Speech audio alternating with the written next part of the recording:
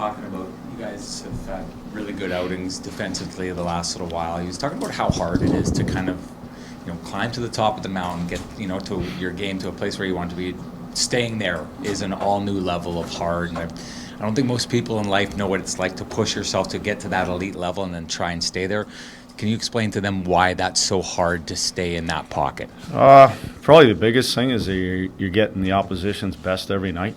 They know that if they don't come out strong and play to their strengths, that we can do special things against them, and that's probably been the biggest thing for me for the last 3-4 weeks. Is the teams that we're running against, they're making sure they're not giving us free ice, they're not giving us free opportunities. They're making us grind for everything, and you don't always see that over 82 games, but we seem to be getting a lot of the best of the opposition, which you expect, which is our guys love the challenge of it. How can you tell you're getting that? Like in plan matches, or just the way they play? Probably less offensive chances, less risky situations.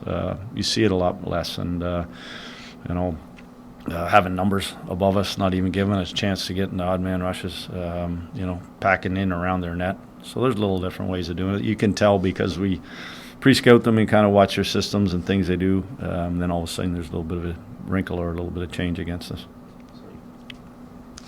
Scott, given the strides that Josh has made at both ends of the ice over the last couple of seasons, including this one too, the matchup of Quinn Hughes and Josh, in your mind, is that one of the more compelling head-to-heads of number one defensemen in the league right now? Yeah, they're awful lot alike. The thing about both of them, they always had the offensive dynamic, just ability to change a game, whether in a rush or in an offensive cycle.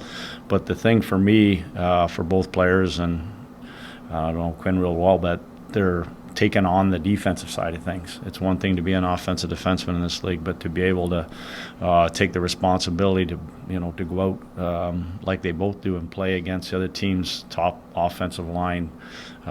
We've seen Josh killing penalties, as I know he does. The others for Vancouver, taking all those responsibility and being an all-round defenseman has probably been the biggest growth for both those guys, and you can count on them in all situations, and it's why they're on the ice somewhere between 23 and 26 minutes a night.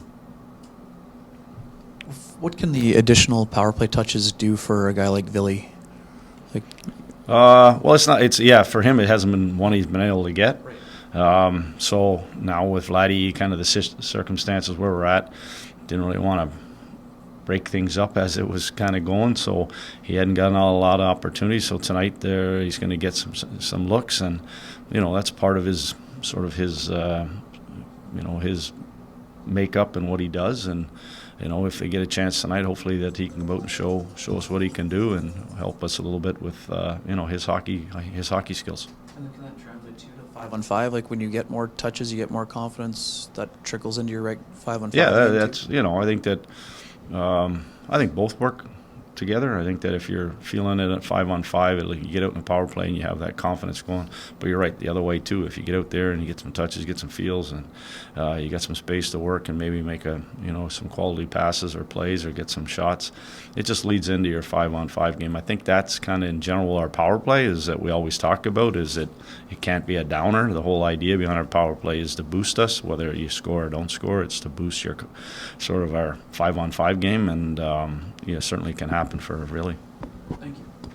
Scott, just on the subject of power plays, you haven't had very many the last few games. I think 3 total. So they're going back to the original question. That's another thing teams aren't doing. They're not taking They're not taking stick fouls. They're not giving us opportunities to get on a power play. Again, that's part of our success this year is being on that power play. So there hasn't been as many.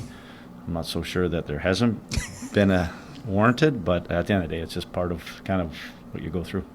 Yeah, I was going to ask if that's more a product, because I don't think you'd say it's because your team's not working hard enough to draw penalties. It's just, and I don't know if the standard of... The refereeing has been outstanding, too. It's been really good, so it's not that.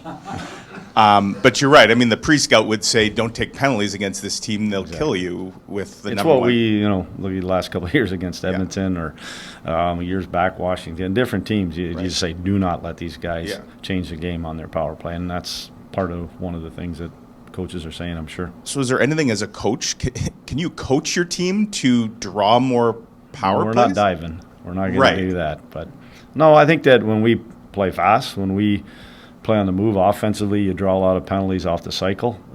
So having that motion and movement, you can maybe grab them that way. Other than that, I mean, we do a pretty good job of not allowing them the other way with checking with our legs and keeping sticks off people.